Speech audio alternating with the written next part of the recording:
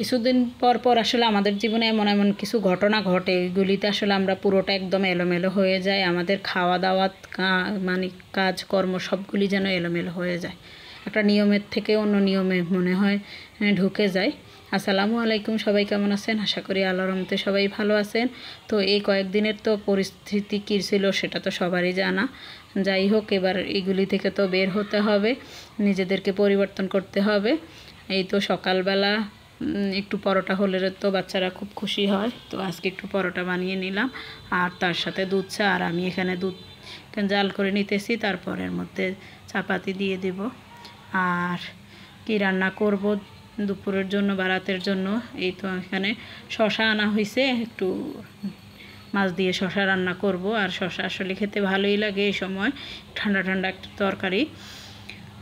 আসলে চারদিকে ফেসবুকে দেখি অনেক কমে গেছে তরকারির দাম, তবে কতখানি সত্য জানি না। তবে এই শশাটা মানে কেজি নিচ্ছে 50 টাকা। তো কতখানি মানে সত্য যে অনেকখানি দাম কমছে এটা আসলে জানি না।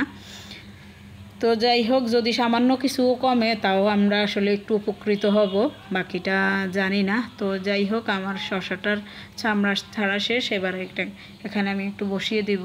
তো এখানেই তো আমি মশলাটাকে কষিয়ে নিয়েছি। আর এর মধ্যে কিন্তু একটু আমি আবার শশা থেকে কিন্তু একটু আলু দেই, কারণ খালি খালি দিলে আমার জামাই আবার বলবে যে একটু আলু কেন দাও নাই, তো তার জন্যই বলার আগে দিয়ে দিলাম। এর পর এখানে আমি বাকি শশাগুলি দিয়ে দেব, দিয়ে তারপর কষিয়ে এর মধ্যে পানি দিয়ে দেব।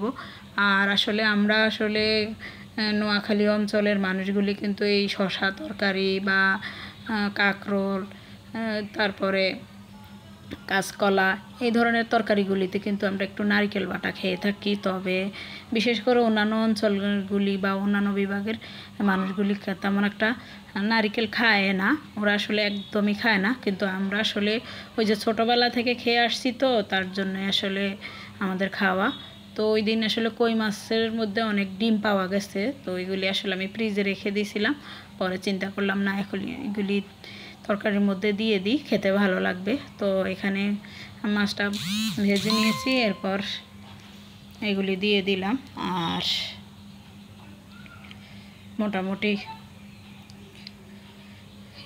তরকারিটা মোটামুটি হয়ে আসছে। এরপর এর মধ্যে কিন্তু আমি নারকেল বাটাটা দিয়ে দেব।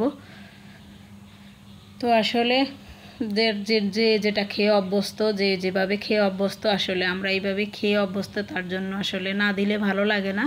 তবে অনেকে কিন্তু দেওয়া ছাড়াই খায়, তাদের কাছেও কিন্তু ভালো লাগে। তো আসলে আমরা খেতে খেতেই মানে যেটা হয়ে গেছে আর কি।